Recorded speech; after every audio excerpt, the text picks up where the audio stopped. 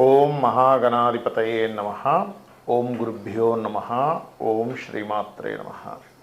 పరమేశ్వర స్వరూపమైనటువంటి జ్యోతిష, వాస్తు మరియు ఇతర అనేకమైనటువంటి శాస్త్రములను మనకు అందించినటువంటి మహర్షులకి నమస్కారం. హయగ్రీవ హయగ్రీవ హయగ్రీవేతి యో వదేత్ తస్య నిస్సరతే వాణి జహ్నుకన్యా ప్రవాహవత్.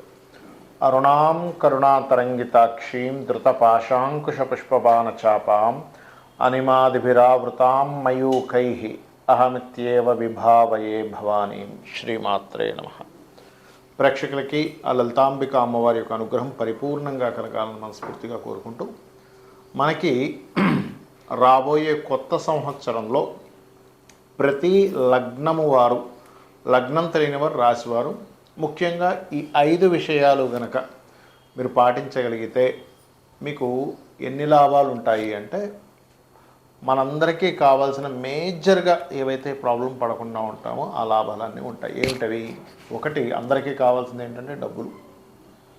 అప్పు ఉండకుండా ఉండాలి, అప్పు తీరిపోవాలి, కాస్త ఫైనాన్షియల్గా గ్రోత్ ఉండాలి కదా. అదేవిధంగా ఉద్యోగంలో, వ్యాపారంలో ఎటువంటి సమస్యలు రాకూడదు, అనారోగ్య బారిన పడకూడదు. ఇక మిగతావన్నీ కూడా చిన్న చిన్నగా మనకి చూడండి, ఇప్పుడు వివాహం అవ్వాలనో, ఇల్లు కట్టుకోవాలనో, ఇవన్నీ తర్వాత వస్తాయి. కానీ ఈ యొక్క విషయాల్లో మీకు బాగుండాలి అంటే అసలు మనం మేజర్ ప్లానెట్స్నే ఎప్పుడు కూడా సంవత్సర ఫలితాల్లో తీసుకుంటాం.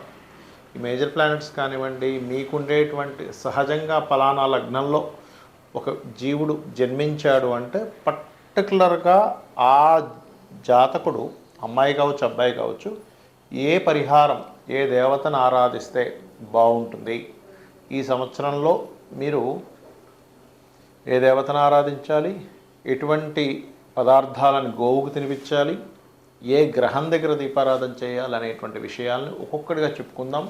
ఈ యొక్క విషయాలు చెప్తుంది నేనైనప్పటికీ కూడా చెప్పిస్తుంది సాక్షాత్ లలితా అమ్మవారిగా భావిస్తూ తెలుసుకుందాం. తులాలగ్నము, తులారాశి. తులవారికి కనుక చూసుకున్నట్లయితే ఇక్కడ సహజంగానే మీకు బ్యాలెన్సింగ్ మైండ్ ఎక్కువగా ఉంటుంది. అయితే విశ్వాసం నామ సంవత్సరంలో ఇంకా ఫైనాన్షియల్గా మీకు బాగా గ్రోత్ రావాలి అంటే నవగ్రహాల్లో చంద్ర, గురు గ్రహాల దగ్గర దీపారాధన చేస్తూ ఓం స్కందాయ నమః అనే నామస్మరణ చేయండి. అదేవిధంగా మరి ఉద్యోగంలో మంచి గ్రోత్ రావాలి అని అనుకుంటే చంద్రబలం మీకు పెరగాలి. తులాలగ్నానికి దశమాధిపతి చంద్రుడు కాబట్టి గోవులకు బియ్యం పిండి తినిపించడం కానివ్వండి, లేదా ఓం మాణిక్యం ఒకటాకార జానద్వై విరాజితాయ నమః అనే నామస్మరణ చేయడం కానివ్వండి, చంద్రగ్రహం దగ్గర దీపారాధన చేయడం కానివ్వండి, ఇవి చేస్తూ ఉండండి. మరియు దీంతోపాటు వ్యాపారాల్లో బాగా రాణించాలంటే ఎప్పుడైనా గుర్తుపెట్టుకోండి, వ్యాపారాల లాభాల కారకుడు మీకు రవి భగవానుడు అవుతాడు. కాబట్టి సూర్య నమస్కారాలు మీరు ఎంత చేస్తుంటే అంత బాగుంటుంది. కాకపోతే మీకు ఇక్కడ జూన్ మాసం నుంచి ఎప్పుడైతే కేతు లాభంలోకి వెళ్తున్నాడో సూర్యుడు భగవాను ఆరాధన చేసేటప్పుడు గణపతిని కూడా ఆరాధన చేసుకోండి. ఖచ్చితంగా మీకు ఈ వ్యాపార మూలకంగా ధనయోగం, వ్యాపార మూలకంగా లాభయోగాలు పెరుగుతాయి. అలాగే మరొక విషయం ఏంటంటే ఇక్కడ గమనించుకున్నట్లయితే ఈ యొక్క తులవారికి గమనించుకున్నట్లయితే ఈ శని మారుతున్నాడు. ఎలాగో పంచమంలో ఉండే శని 6లో కూడా వెళ్తున్నాడు కాబట్టి మంచిదే. 6లో శని మనం చేసేటువంటి ఎఫర్ట్స్కి ఫలితాలు వచ్చేలా చేస్తాయి.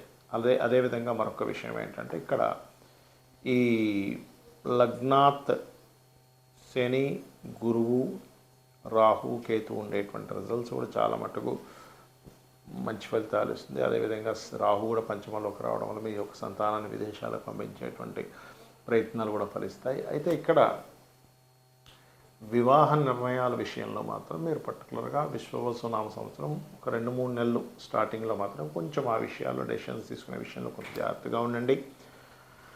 అలాగే ఎవరికైనా ఎక్కువ వివాహ సంబంధించిన విషయంలో ఎక్కువ స్ట్రెస్ ఉందనుకునేటువంటి వారు ఎర్రటి పుష్పాలని స్వామివారికి, ఆంజనేయ స్వామికి కానీ లేదా సుబ్రహ్మణ్యేశ్వర స్వామికి కానీ ఆలయంలో ఇవ్వండి. అక్కడ మనకి పూజకు వాడుకోవడానికని ఇస్తూ మీరు కనుక సహజంగానే తులవారికి ఏంటంటే ఒకే దగ్గర ఉండిపోతే డెవలప్మెంట్స్ ఉండవు. తులాలగ్నం లేదా తులారాశి వారికి ఎక్కువ సంచరిస్తుండాలి, అప్పుడే వాళ్ళకి బాగుంటుంది. లగ్నము రాశి ఒకటే అయితే ఇంకా ఎక్కువ సంచారం ఉంటే వాళ్ళకంత బాగా కలిసి రావడం జరుగుతుంది.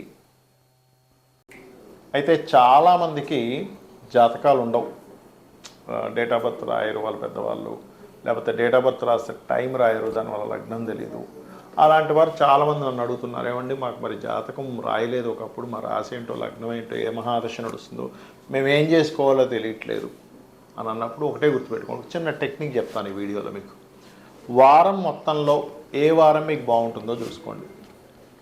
వారం మొత్తంలో ఏ నక్షత్రాలు మీకు బాగుంటున్నాయో చూసుకోండి. అంటే ఏ నక్షత్రం రోజు మీకు బాగా కలిసి వస్తుంది. అది రవి నక్షత్రాల, చంద్ర నక్షత్రాల, కుజ నక్షత్రాల, శని నక్షత్రాలు ఇలా ఉంటాయి. లేదా వారం అయితే మీకు ఈజీగా ఉంటుంది, నక్షత్రాలు అంత మీకు తెలియదు కాబట్టి. చూసుకొని ఆ రంగాల్లో మీరు డెవలప్మెంట్ కోసం ప్రయత్నం చేయండి. అది ఎలాగా అంటే, ఇప్పుడు ఆదివారాలు బాగుంటుంది అనుకోండి ఉదాహరణకి. అంటే మీరు మెడికల్ రిలేటెడ్ సంబంధించిన వాటిలో వెళ్తే మీ లైఫ్ బాగుంటుందని అర్థం. దీనికి మీకు జాతకం తెలియాల్సిన అవసరం కూడా, ఎందుకంటే మీకు సూర్య భగవానుడు బాగుంటేనే ఆదివారాలు బాగుంటాయి. లేదా 1వ తేదీ, 19వ తేదీ, లేకపోతే మనకి చూడండి 10వ తేదీ, ఈ తేదీల్లో కూడా బాగుంటుంటుంది. అంటే దాని అర్థం మీకు తెలియకపోయిన జాతకం మీకు ఎక్కడో రవి బాగున్నాడు. అంటే మెడికల్ రిలేటెడ్, ఆరోగ్యానికి సంబంధించిన, గవర్నమెంట్ రిలేటెడ్ ఇట్లాంటి వాటిల్లో మీరు ప్రయత్నం చేయొచ్చు. చంద్రుడు కూడా గవర్నమెంట్ రిలేటెడ్ చేయొచ్చు. కాకపోతే చంద్రుడి దగ్గరికి వచ్చేసరికి చంద్రుడు బాగున్నాడు అనుకోండి, మీకు సోమవారం బాగుంటుంది. అలాంటప్పుడు మీరు ఫుడ్ రిలేటెడ్ చేసుకోవచ్చు.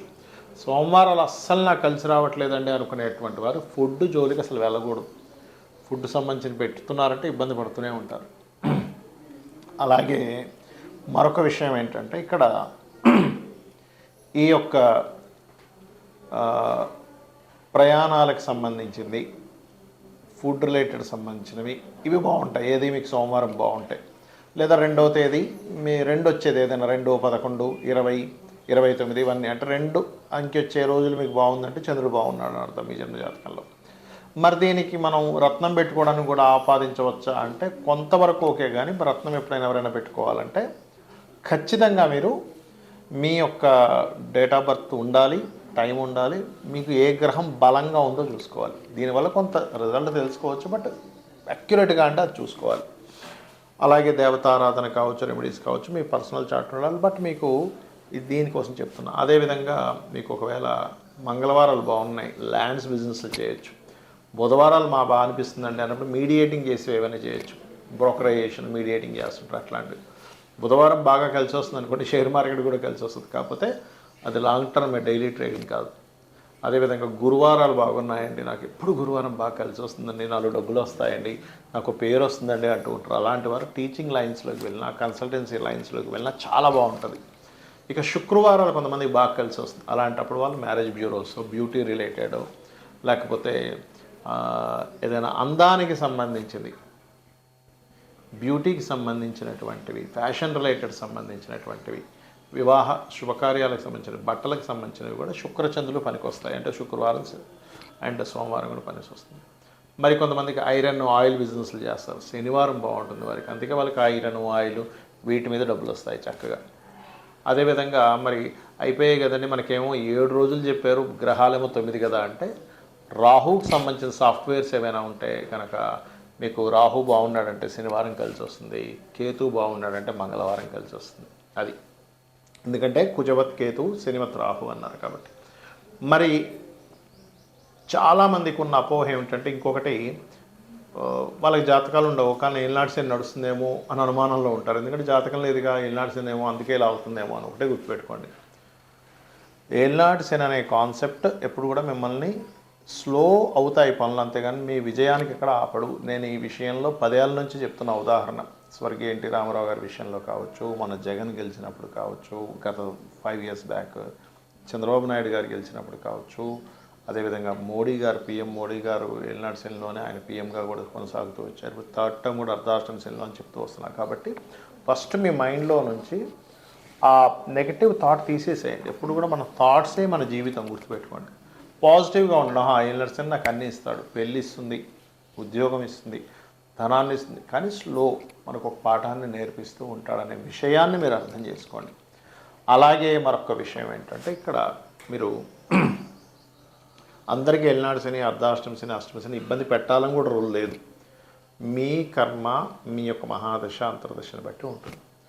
ఇవేమీ కాదు, నాకు అసలు ధనయోగాలే లేవు, ధన సంబంధమైనటువంటి విషయాలు నేను బాగా కలిసి రావాలనుకుంటున్నాను, ఏం చేయాలంటే యంత్రాలు ఉంటాయి దానికి. అంటే లక్ష్మీదేవికి సంబంధించిన ఒక యంత్రం పెట్టుకొని నిత్యము దానికి సంబంధించినటువంటి కొన్ని విధి విధానాల్లో కనుక ఆ యంత్రానికి శక్తిని చేకూర్చి కనుక చేయగలిగితే కూడా మీకు మీ కర్మలో మీకు పూర్వజన్మలో చేసుకున్నటువంటి కర్మలో లేకపోయినా ఇప్పుడు చేసేటువంటి ధార్మికంగా ఇప్పుడు మీరు భక్తి శ్రద్ధలతో చేసేటువంటి పూజాది కార్యక్రమాల వల్ల కూడా అమ్మవారు అనుగ్రహిస్తుంది. లేదా మీకు అంత స్తోమత లేదు, యంత్రం తయారు చేయించుకోవడం దానికి చాలా కాస్ట్ అవుతుంది కాబట్టి అంత నాకు స్తోమత లేదు అనుకునేటువంటి వారు సింపుల్గా కూడా చేయొచ్చు. అలాగా ఓం సంపత్కరీ సమారూఢ సింధుర వ్రజ సేవితాయ నమః అని చేసుకుంటే అన్ని విధాలా మీకు బాగుంటుంది.